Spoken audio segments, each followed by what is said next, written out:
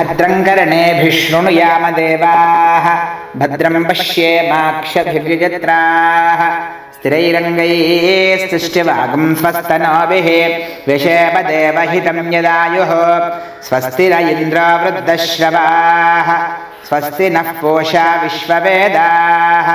स्वस्ति नष्टार्क्ष्यो अरिष्टनेमिः स्वस्ति न बृहस्पतिर्दधातु ॐ शान्तिः शान्तिः शान्तिः हरिः ॐ लं नमस्ते गणपतये त्वमेव प्रत्यक्षं तत्त्वमसि त्वमेव केवलं कर्तासि त्वमेव केवलं भर्तासि त्वमेव केवलं हर्तासि त्वमेव सर्वं खल्विदं ब्रह्मासि त्वं साक्षादात्मासि नित्यम् अतं वच्मि सत्यं वच्मि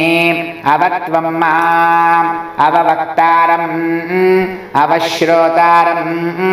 अवदातारम् अवधातारम्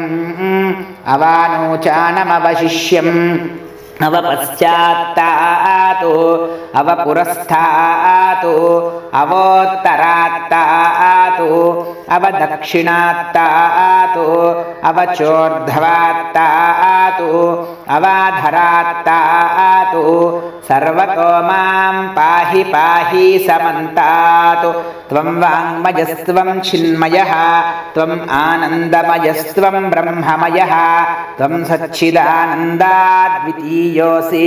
त्वं प्रत्यक्षं ब्रह्मासि त्वं ज्ञानमयो विज्ञानमयोऽसि सर्वं जगदिदं तत्त्वो जायते सर्वं जगदिदं तत्त्वस्तिष्ठति सर्वं जगदिदं त्वयि लयमेष्यति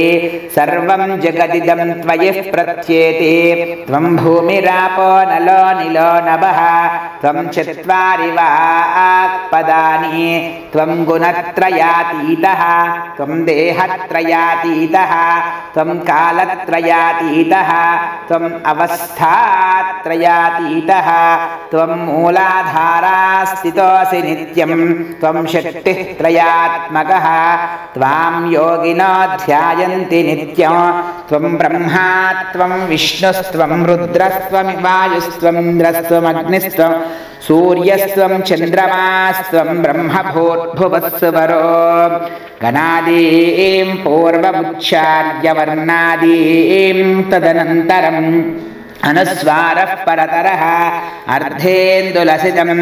तारेण रुद्धं